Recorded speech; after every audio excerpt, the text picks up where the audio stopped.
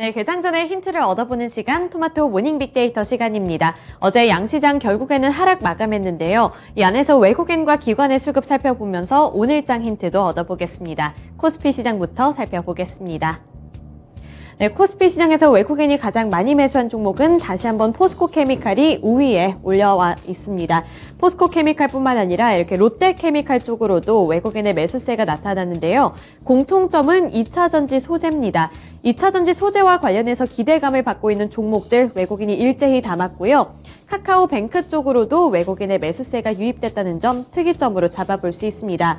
또 어제 시장에서는 현대차와 같은 이런 완성차 업체들이 부각을 받았는데요. 바이든 대통령의 입김이 호재로 작용이 됐습니다. 현대차와 기아 이런 완성차 업체들이 미국 경제에 기여한 바가 크다면서 IRA 수혜 기대감을 받은 종목으로서 외국인의 매수세도 함께 유입이 됐고요. 삼성 SDI 같은 2차전지 셀업체 쪽으로도 외국인의 매수세가 나타났습니다. 어제 대체적으로 봤을 때 2차전지 셀업체들 그렇게 강한 흐름은 아니었지만 삼성 SDI 쪽으로는 외국인의 매수세가 유입됐다는 점 참고해 보시길 바랍니다. 기관 외국인과 마찬가지로 2차전지 셀업체 쪽에서 삼성 SDI를 담았는데요. 2차전지 셀업체들이 부진했던 가운데 삼성 SDI 같은 경우에는 개별적인 호재 소식을 갖고 있었기 때문입니다. 제너럴 모터스와 볼보 등 이런 완성차 업체들과 함께 전기차 배터리 합작 공장을 설립한다는 소식에 상승세를 나타냈는데요. 총 투자 규모는 10조 6천억 원으로 알려져 있습니다. 이에 따라 외국인과 기관의 매수세가 나타났고요. 포스코홀딩스 쪽으로도 기관이 매수한 가운데 LG생활건강, 중국의 영향을 받았습니다. 이번에는 긍정적인 영향이었는데 특징주 가서 더 자세하게 보도록 하겠고요. 한국전력과 효성TNC도 있습니다. 효성TNC 같은 경우 이번에 주가가 큰 폭으로 올랐는데요. 기관이 5거래일 연속으로 매수를 하고 있고 이 국내 친환경 섬유 대표 브랜드인 리젠이 골프웨어 시장에 진출한다는 소식이 호재로 작용이 됐습니다. 네, 이어서 매도한 종목들 살펴보겠습니다. 외국인이 네이버와 카카오를 일제히 팔았습니다. 최근까지만 해도 미국의 나스닥 증시가 많이 오르게 되면서 이렇게 국내 플랫폼주들 쪽으로도 훈풍이 불어들었는데 이번에는 외국인이 팔면서 주가 역시 조정을 받았고요. 또 바이오 관련해서 셀트리온을 팔았습니다. 2차전지 셀업체 쪽에서 LG화학을 판 가운데 게임 관련주 해서는 NC소프트를 가장 많이 팔았습니다. 기관 살펴보시면 기관은 2차전지 셀업체 쪽에서 LG에너지솔루션을 가장 많이 매도했는데요. 따라서 차익 실현 움직임 나타나면서 주가는 하락세를 기록했습니다. 그리고 반도체 쪽에서도 기관의 매도 물량 많이 빠져나갔습니다. 삼성전자와 SK하이닉스 반도체 투톱 모두 다 매도했고요. 카카오페이 최근에 급등한 것에 대한 수익 실현 움직임 나타냈습니다. 또 우주항공 관련 종목들 어제는 대체적으로 부진한 흐름 나타냈는데 대표적으로 한국항공우주 기관이 많이 팔았습니다. 특징주로 넘어가 보겠습니다.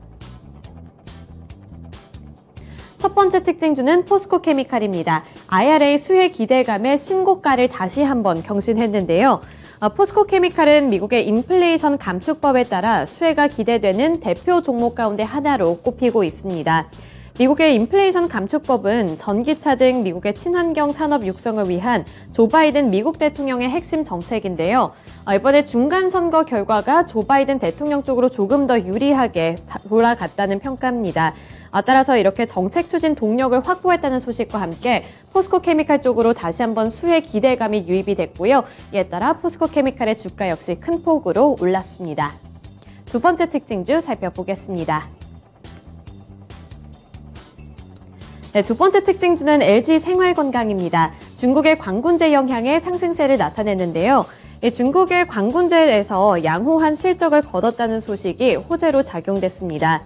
LG생활건강의 강세에는 매년 11월 11일 열리는 중국의 최대 쇼핑 행사인 광군제 때 예상외 성과를 거둔 것이 알려지면서 큰 폭으로 올랐는데요. 앞서 LG생활건강은 올해 광군제 행사에서 3,600억 원의 매출을 달성했다고 밝혔습니다. 작년과 비교했을 때 7% 감소한 수치이긴 하지만 중국의 현지 화장품 매출이 작년보다 30% 이상 급감한 것과 비교했을 때는 선방했다는 평가를 받고 있습니다.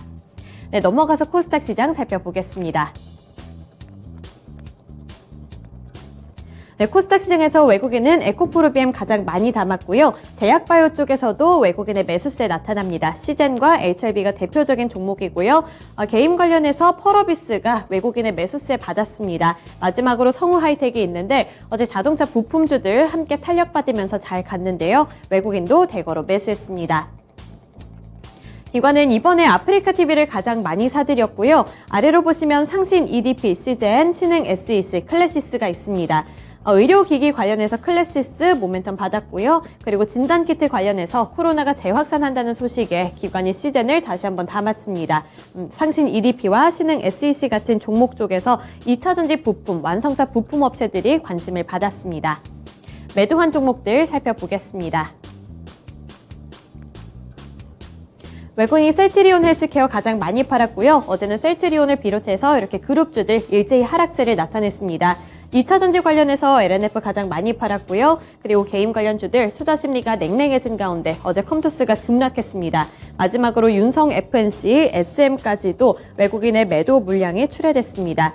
이 윤성 FNC 같은 경우에는 이번에 새로 상장을 한 종목인데 부진한 성적을 거뒀고요. 기관은 마찬가지로 보시면 LNF를 많이 팔았습니다. 셀트리온 헬스케어 동반 매도한 종목이고요. 게임 관련해서는 투자 심리가 악화되면서 위메이드와 컴투스 일제히 하락했습니다. 엔터주 쪽에서는 YG 엔터테인먼트 기관이 가장 많이 팔았습니다. 네, 넘어가서 특징주 살펴보겠습니다. 위메이드와 컴투스 같은 이런 게임 관련 종목들 일제히 하락했습니다. 특히 컴투스 같은 경우에는 두 자릿수대 하락세를 나타냈는데요. 미국의 FTX 파산 영향에 급락하는 모습이 나타났습니다. 이 FTX가 자체 발행한 코인 FTT를 자회사가 사들임으로써 재정 손실을 감췄다는 의혹이 드러나면서 급락하는 모습이 나타났는데 컴투스와 위메이드는 자체 개발한 코인을 갖고 있는 종목들이죠. 따라서 국내에서도 이렇게 코인 관련 종목들이 급락을 했습니다. 이 컴투스 같은 경우에는 자체 발행한 코인을 FTX에서 상장했기 때문에 큰 폭으로 타격을 받았고요. 또 위메이드 역시 자체적으로 만든 가상자산인 위믹스를 향한 불안감이 커지게 되면서 주가도 급락하는 모습이 나타났습니다.